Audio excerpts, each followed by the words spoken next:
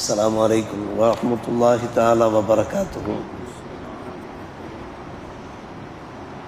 نحمده ونصلي على رسوله الكريم أما بعد. أعوذ بالله من الشيطان الرجيم. بسم الله الرحمن الرحيم.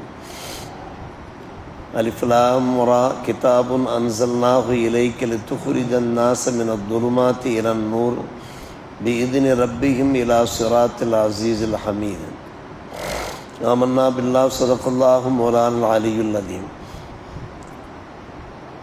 குர்ஆனிலே 13ஆம் பாகம் 14ஆம் அத்தியாயம் சூரத் இப்ராஹிம், அதனுடைய துவக்க வசனத்தை கேட்டுக்கொண்டிருக்கிறோம். இந்த வேதத்தை நாம் உங்களுக்கு இறக்கி அருளினோம், மக்களை இருளிலிருந்து ஒளியின் பக்கம் நீங்கள் கொண்டு வருவதற்காக. ரப்பனுடைய உத்தரவின் பேரில் அந்த ரப்பனுடைய பாதை எப்படிப்பட்டது என்றால், அவன் அனைவரையும் மிகைத்தவன், புகழுக்குரியவன். அவனுடைய நேரான அந்த சீரான பாதை, அந்த பாதையின் பக்கம் நீங்கள் கொண்டு வருவதற்காக நாம் இந்த இறைவேதத்தை இறக்கி அருளினோம் என்று அல்லாஹ் சூரா இப்ராஹிம் 1ஆம் வசனமாக பதிவு செய்திருக்கிறான். சூரா இப்ராஹிம் என்கிற இந்த பெயர் மிகவும் சிறப்பு வாய்ந்த ஒரு பெயர். சூராவிற்கு இப்ராஹிம் என்கிற பெயர் சூட்டப்பட்டதற்கான காரணம் என்ன? இப்ராஹிம் அலைஹிஸ்ஸலாம் அவர்களோடு இந்த உம்மத்துக்குண்டான அந்த சம்பந்தம் என்ன? புனிதமான அந்த துல்ஹஜ் மாதத்திலே நாம் அவர்கள் பற்றிய பல்வேறுபட்ட தகவல்களை கேட்டவாறு இருக்கிறோம், தெரிந்தவாறு இருக்கிறோம். எம்பெருமானார் ரசூலே கரீம் ஸல்லல்லாஹு அலைஹி வஸல்லம் அவர்களுடைய அந்த சுன்னத்தான வழிமுறைகளிலே இப்ராஹிம் அலைஹிஸ்ஸலாம் அவர்கள் காண்பித்து தந்த நிறைய நெறிமுறைகள் இடம்பெற்றிருக்கின்றன. என்ற அடிப்படையில் இப்ராஹிம் அலைஹிஸ்ஸலாம் அவர்களுடைய மில்லத்தோடு, மார்க்கத்தோடு நம்முடைய மார்க்கம் பெருமளவு சம்பந்தப்பட்டிருக்கிறது. இப்ராஹிம் அலைஹிஸ்ஸலாம் அவர்களை பற்றி அல்லாஹ் ரப்புல் ஆலமீன் குர்ஆன் ஷரீஃபிலே 25 அத்தியாயங்களில் எடுத்துரைத்திருக்கிறான். 25 அத்தியாயங்கள், 63 வசனங்களிலே இப்ராஹிம் அலைஹிஸ்ஸலாமுடைய பெயரை அல்லாஹ் பதிவு செய்திருக்கிறான்.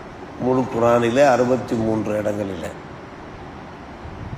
குறிப்பாக சூரா அல் பக்ரா 2ஆம் அத்தியாயத்தில் 12 இடங்களிலேயும், இன்றைக்கு நாம் ஓதினமே சூரா ஆல இம்ரான் என்கிற அந்த சூறாவிலே 7 இடங்களிலேயும் பதிவு செய்திருக்கிறான்.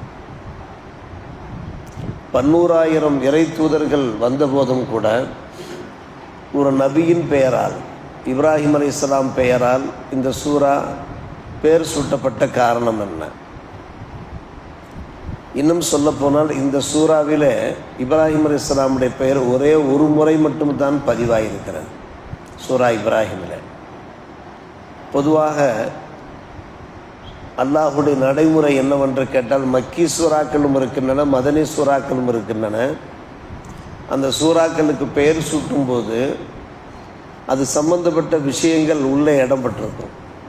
அந்த விஷயத்தோடு சம்பந்தப்படுத்தப்பட்டு அந்த சூறாவுக்கு பெயர் சூட்டப்படும். இதன் அடிப்படையில் இந்த சூறாவிலே ஒரே ஒரு முறை தான் இப்ராஹிம் அலைஹிஸ்ஸலாமுடைய பெயர் உச்சரிக்கப்பட்டிருக்கிறது. ஆனால் சூரா பக்ராவிலே 12 முறைகள் உச்சரிக்கப்பட்ட போதும் கூட சூரா அல் பக்ராவுக்கு சூரா இப்ராஹிம் என்கின்ற பெயர் சூட்டப்படவில்லை. மூசா அலைஹிஸ்ஸலாம் அவர்கள் இருக்கிறார்களே, அவர்கள் இடம்பெறாத சூறாக்களே கிடையாது என்கிற அளவுக்கு பெருமளவுக்கு இடம்பெற்றிருக்கிறார்கள். மூசா அலைஹிஸ்ஸலாம் அவர்களுடைய வாழ்க்கை வரலாறு இருக்கிறதே குர்ஆனிலே நெடுகே காணப்படுகிறது. இருந்தபோது கூட சூரா மூசா என்று ஒரு சூறா கிடையாது. ஆனால் இப்ராஹிம் அலைஹிஸ்ஸலாம் அவருடைய பெயர் சூட்டப்படுவதற்கு என்ன காரணம்? பல்வேறுபட்ட நுட்பங்கள் இருக்கின்றன, வியாக்கியானங்கள் இருக்கின்றன, விளக்கங்கள் இருக்கின்றன. அவர்கள் அபுல் அன்பியாவாக திகழ்ந்தார்கள். இறை தூதர்களின் தந்தை எனப்படுவார்கள் இப்ராஹிம் அலைஹிஸ்ஸலாம். இறை தூதர்கள் 100,000 இறை தூதர்களுடைய தந்தை என்று எனப்படுவார்கள், என கூறப்படுவார்கள். அந்த அடிப்படையில் அபுல் அன்பியா, ஏகத்துவத்தினுடைய தூய்மை, இறை தூதர்களுடைய வாய்மை என்று சொல்வார்கள். ஏகத்துவத்தினுடைய தூய்மையை நிலைநாட்டியவர்கள், அதே போன்று நபித்துவத்தினுடைய வாய்மையையும் எடுத்துரைத்தவர்கள். இப்ராஹிம் அலைஹிஸ்ஸலாம் தங்களுடைய காலகட்டங்களில் பல்வேறுபட்ட சரித்திர சாதனைகளை படைத்தவர்கள் என்பதையெல்லாம் நாம் கேட்டுக்கொண்டிருக்கிறோம். சூரா ரஅத் 12ஆம் அத்தியாயம் இதற்கு முன்னாலே நாம் ஓதினோமே, அதில் இந்த ஏகத்துவம் பற்றி பேசப்பட்டது, தூதுவத்துவம் பற்றி பேசப்பட்டது, ஆகரத்து பற்றி அலசப்பட்டது. இந்த 3 விஷயங்களையும் நபி இப்ராஹிம் அலைஹிஸ்ஸலாமுடைய வாயிலாக வெளிப்படுகின்றன. இந்த சூறாவிலே அவர்கள் கேட்ட துவாக்கள், அற்புதமான துவாக்கள் இடம்பெற்றிருக்கின்றன. எல்லாரும் துவா கேட்டார்கள். மூசா அலைஹிஸ்ஸலாம் துவா கேட்டார்கள். அய்யூப் அலைஹிஸ்ஸலாம் ரப்பி இன்னி மஸ்ஸனிய துர்ரு வ அன்த அர்ஹமுர் ராஹிம், நிறைய துவாக்கள் இடம்பெற்றிருக்கின்றன. அருமை சகோதரர் சற்று கவனிக்க வேண்டும். ஆனால் ஏனைய இறை தூதர்கள் கேட்ட துவாக்கள்லாம் அந்தந்த காலத்துக்கு மட்டும் உரிய துவாக்களாக இருந்தன. அந்தந்த காலத்தினுடைய தேவைகளுக்கு, அந்தந்த காலத்தின் கஷ்டங்களுக்கு அவர்கள் கேட்ட துவாக்களாக அமைந்திருந்தன. ஆனால் நபி இப்ராஹிம் அலைஹிஸ்ஸலாமுடைய துவா இருக்கிறதே, கியாம நாள் பரிபந்தம் வரை அவருடைய துவாக்கள் எஃபெக்ட் ஆகிக்கொண்டே இருக்கும். அது ஒரு தாக்கத்தை ஏற்படுத்தி கொண்டே இருக்கும். அப்படிப்பட்ட ஒரு ஆழமான துவாக்களை கேட்டு அந்த துவாக்கள் கபூலாகி இருக்கின்றன. அதனால தான் சூரா இப்ராஹிம் என்று இப்ராஹிம் அலைஹிஸ்ஸலாமுடைய பெயரினாலேயே அல்லாஹ் ரப்புல் ஆலமீன் இந்த சூறாவுக்கு பெயர் சுற்றினான். அப்படி என்ன அவர்கள் துவா கேட்டார்கள்? சிறிய சிறிய விளக்கங்கள் சொல்வதாக இருந்தால், யா அல்லாஹ் ரப்பனா வபஅஸ் ஃபீஹிம் ரசூலம் மின்ஹும் யத்லூ அலைஹிம் ஆயாத்திக், மக்களிலே நீ ஒரு இறை தூதரை அனுப்பி வை. இறை தூதர் என்ன செய்வார்? அவருடைய திருவசனங்களை ஓதி காண்பித்து மக்களுடைய இதயங்களை தூய்மைப்படுத்துவார் என்கின்ற அந்த வசனம் 4000 ஆண்டுகளுக்கு முன்னாலே அவர்கள் கேட்ட வசனம் எம் பெருமானார் ரசூலே கரீம் ஸல்லல்லாஹு அலைஹி வஸல்லம் அவர்கள் வாயிலாக வெளிப்பட்டது இறை தூதராக. கியாம நாள் வரை அவர்கள் தான் இறை தூதர். அவர்கள் கேட்ட துவாவுடைய பலன் தெரிகிறதா? அவர்கள் கியாம நாள் வரை பயன் தருகின்ற ஒரு துவாவை கேட்டார்கள். அதே போன்று அத்தின் ஃபின்னாஸி பில் ஹஜ் ஏதூக ரிஜாலா, மக்கள் மத்தியிலே நீங்கள் ஹஜ்ஜுக்காக அறிவிப்பு செய்யுங்கள் என்று அல்லாஹ் சொன்னானே, ஹஜ்ஜுக்காக துவா கேட்டார்கள். ஹஜ்ஜுக்காக அவர் துவா கேட்டது கியாம நாள் வரை அந்த ஹஜ்ஜு நடைபெற்று கொண்டே இருக்கும். இஸ்லாத்தினுடைய அர்கானிலே, இஸ்லாத்தினுடைய கடமைகளிலே ஒரு முக்கியமான கடமை, ஒரு பிரதானமான கடமை ஹஜ். அந்த ஹஜ்ஜுக்காக அவர்கள் கேட்ட அந்த துவா இருக்கிறதே 4000 ஆண்டுகளுக்கு பின்னாலும் சொல்லப்போனால் ஆகிரத், அதாவது கியாம நாள் வரை அந்த ஹஜ்ஜு நடைபெற்று கொண்டே இருக்கும். லட்சோப லட்ச மக்கள் இந்த ஆண்டும் கூட ஹஜ்ஜு செய்திருக்கிறார்களா இல்லையா? இந்த ஹஜ்ஜினுடைய வழிபாடுகள் இவ்வளவு தூரம் நடப்பதற்கு இப்ராஹிம் அலைஹிஸ்ஸலாமுடைய அந்த துவா தான் காரணம். ரப்பனா வஜஅல்னா முஸ்லிமைன் லக வ மின் துர்ரியத்தினா என்கிற இது போன்ற துவாக்கள் இந்த சூரா இப்ராஹிமிலே இந்த துவாக்களை நாம் காணப்போகிறோம். இதில் முக்கியமான விஷயம் மிக சுருக்கமாக சொல்ல வென்றிருக்கிறது. நாம் இப்போது கிபிலாவை முன்னோக்கி தொழுகிறோம். உலக மக்கள்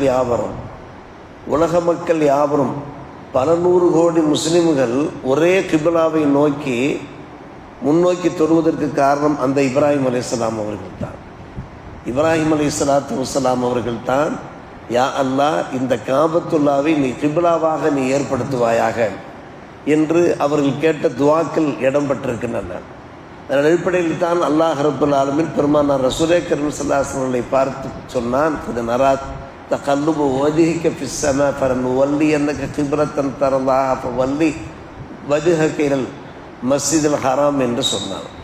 இப்போ இன்றைக்கு இஸ்லாமிய பெருங்குடி மக்கள் கியாம நாள் வரை கிபிலாவை முன்னோக்கி, ஒரே திசையை முன்னோக்கி, அதாவது ஒரே கிபிலா, ஒரே திசை என்று சொல்வதை விட ஒரே இலக்கு நோக்கி முன்னோக்கி அவர்கள் தொழுகிறார்கள் என்றால் இப்ராஹிம் அலைஹிஸ்ஸலாம் அவர்கள் கேட்ட துவாவினுடைய ஒரு பலன் தான். இப்படியெல்லாம் பார்க்கிற போது அன்பு சகோதரர்களே, பெரியோர்களே, நாம் அன்றைக்கு ஜும்மா உரையிலே குறிப்பிட்டது போன்று இப்ராஹிம் நபியின் மீதும் அவரை சார்ந்தோர்கள் மீதும் உங்களுக்கு அழகிய முன்மாதிரி இருக்கிறது என்று சூரா 60ஆம் சூறாவிலே மும்தஹினா இதில் குறிப்பிடுகின்றானே. அழகிய முன்மாறி இருக்கிறது அவருடைய வாழ்க்கையில். அதன் அடிப்படையில் தான் சூரா இப்ராஹிம் என்கின்ற பெயர் சூறாவுக்கு சூட்டப்பட்டிருக்கிற அந்த மகத்துவத்தை, அதற்கான அந்த நுட்பமான காரணங்களை நாம் விளங்கிக் கொள்கிறோமே. இப்ராஹிம் அலைஹிஸ்ஸலாமுடைய இந்த மில்லத்துக்கும் நம்முடைய இந்த மில்லத்து தீனுல் இஸ்லாத்திற்கும் பெருமளவு சம்பந்தம் இருக்கிற காரணத்தினால அற்புதமான பல நல்ல விஷயங்கள் இந்த சூறாவில் இடம் பெறப்போகின்றன. எல்லாவற்றையும் தெரிந்து வாழ்க்கையில் நடைமுறைப்படுத்த வல்ல அல்லாஹ் நம் எல்லோருக்கும் நல்ல புரிவானாக. வாஹிர் தஅவானா அல்ஹம்துலில்லாஹி ரப்பில் ஆலமீன்.